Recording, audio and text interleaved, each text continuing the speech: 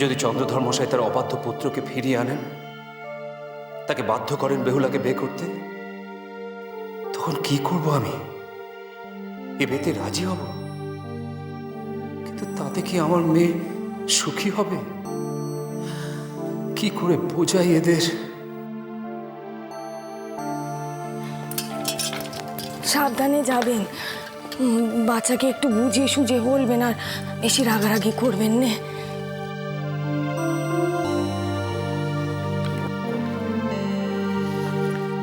চলুন সাহেবমশাই, আমি আপনাকে সঙ্গে নিয়েই উদয়নগর যেতে চাই। চন্দ্রধর মশাই, এত রাগ করে লাভ হবে কিছু?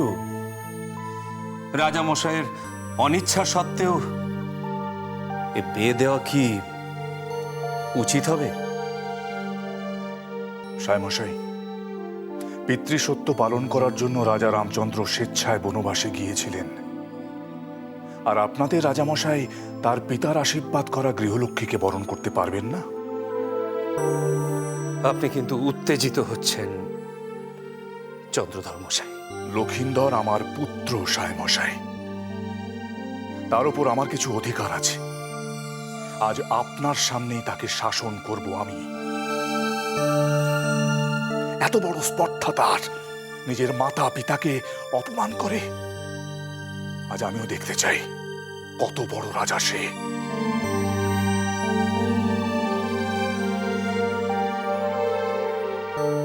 আমরা রওনা দিচ্ছি। এবার আমার লখাইকে তুমি সুমতি দাও বলা না, রক্ষে করো আমার বাচ্চাকে, তুমি রক্ষে করো। আসুন।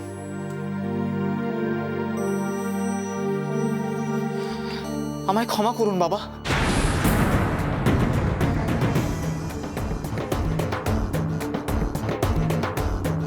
আমি ভুল করেছিলাম, অন্যায় করেছিলাম।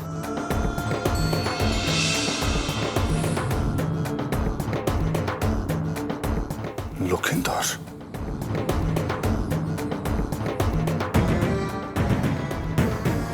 আমি আর আপনাদের কথা অমান্য করব না বাবা।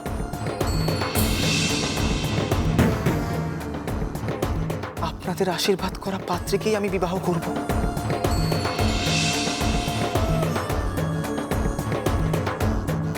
বেহুলা ছাড়া আর অন্য কাউকে স্ত্রী হিসেবে স্বীকার করা আমার পক্ষে আর সম্ভব নয়।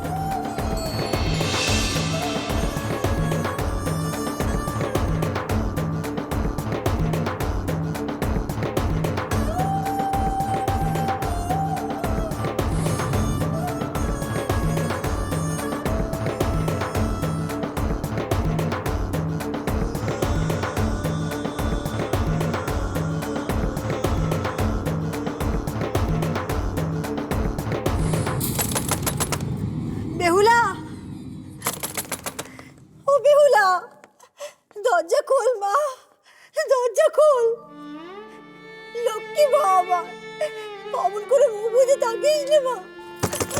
ও বেহুলা, বেহুলা রে, দরজা খোল।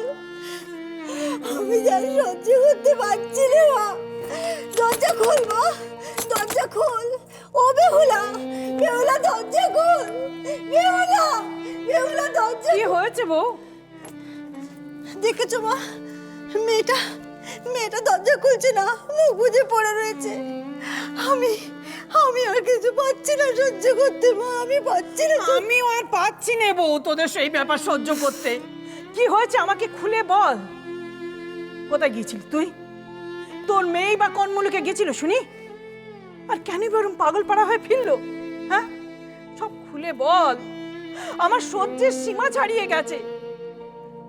কেন আমার নাতনি এসে এভাবে দৌড় দিল? কেন এবার সে কাঁদছে? কাঁদবে না তো কি করবে মা, কাঁদবে না তো কি করবে? জানি রে, ঠাকুর ওর কপালে আর কত কান্না লিখেছেন, কত চোখের জল লিখেছেন। ওই রাজা লক্ষিন্দর নিশ্চয়ই তার ক্ষমতা দেখিয়েছেন আমার মেয়েকে। তাই আমার মেয়ে অমন পাগল পাড়া হয়ে গেছে মা, অমন পাগল পাড়া হয়ে গেছে। রাজা লক্ষিন্দর? সে কোত্থেকে এলো?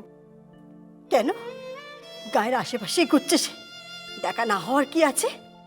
নিশ্চয় নিশ্চয় আমার বেহুলাকে অপমান করেছে দিদি। তাই তো আমার মেয়ে অমন আঘাত পেয়ে দৌড় বন্ধ করেছে।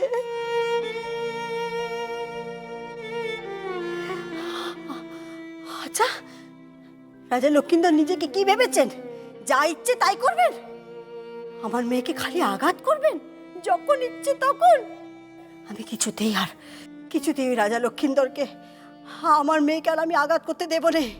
আমার মেয়ে আর কাঁদবে না, আমার মেয়ে আর চোখের জল ফেলবে না, আমার মেয়ে।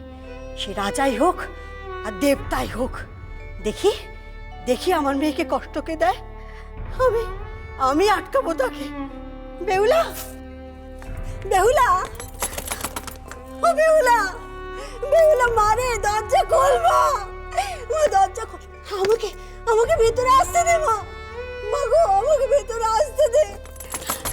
ও বেহুলা, দরজা খোল না, দরজা খোল। দিদি ভাই, ও দিদি ভাই, আমার কথা শোন, দরজাটা একটু খোল। ও দিদি ভাই,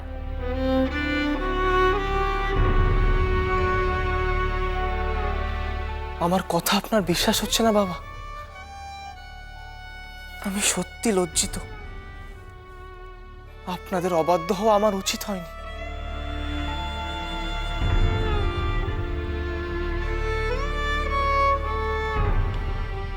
আপনারা কি আমায় মার্জনা করবেন না?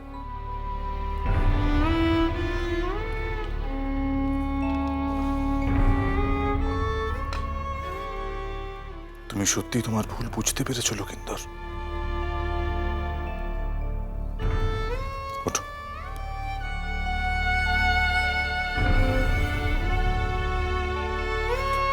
তুমি যখন নিজের ভুল স্বীকার করে ফিরেই এসেছো,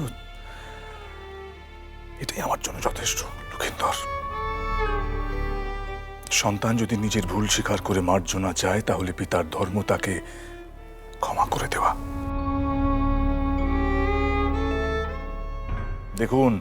দেখুন সাহেবমশাই, আমাদের লক্ষিন্দর ফিরে এসেছে। আমি ওর উপর প্রচন্ড ক্রুদ্ধ হয়েছিলাম, কিন্তু কোথাও একটা বিশ্বাস ছিল যে লক্ষিন্দর কখনো অধর্মের পথে চলতে পারে না। সে চন্দ্রধর বণিকের পুত্র। সারা জীবন আমি মহেশ্বরের আরাধনা করে এসেছি, সত্যের পথে চলেছি, আর আমাদের দুশ্চিন্তার কোনো কারণ নেই। লক্ষিন্দর যখন ফিরেই এসেছে, এমন বিচক্ষণতার পরিচয় দিয়েছে, তখন তো এই বিবাহে আর কোনো বাধাই রইল না। বাধা আছে।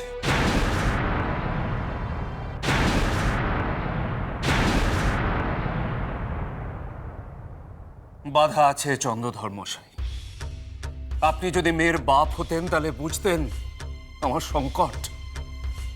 আমার মেয়ের বিয়ে নিয়ে যেন তামাশা চলছে, তামাশা। একবার আপনার পরিবার আদর করে আমাদের পরিবারকে মাথায় তুলছেন, আবার পরক্ষণে বিনা অপরাধে পায়ের তলায় নামিয়ে আনছেন।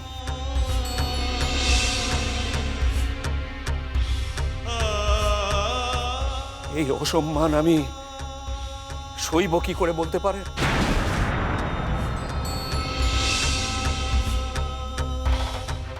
আপনি আমাকে ক্ষমা করবেন। আমি জানি আমি ছোট মুখে বড় কথা বলছি, কিন্তু আজ গোটা গায়ের কাছে আমার মাথা হেট হয়ে গেছে। আর আমার কথা কেন শুধু বলছি, আমার মেয়ে বেহুলা, গোটা গায়ের মানুষ তাকে দেবী বলে ভক্তি করত, আর আজ না না চন্দ্রধর মশাই, আজ বেহুলার যে ক্ষতি আপনারা করলেন, সে ক্ষতিপূরণ কিভাবে হবে বলতে পারেন?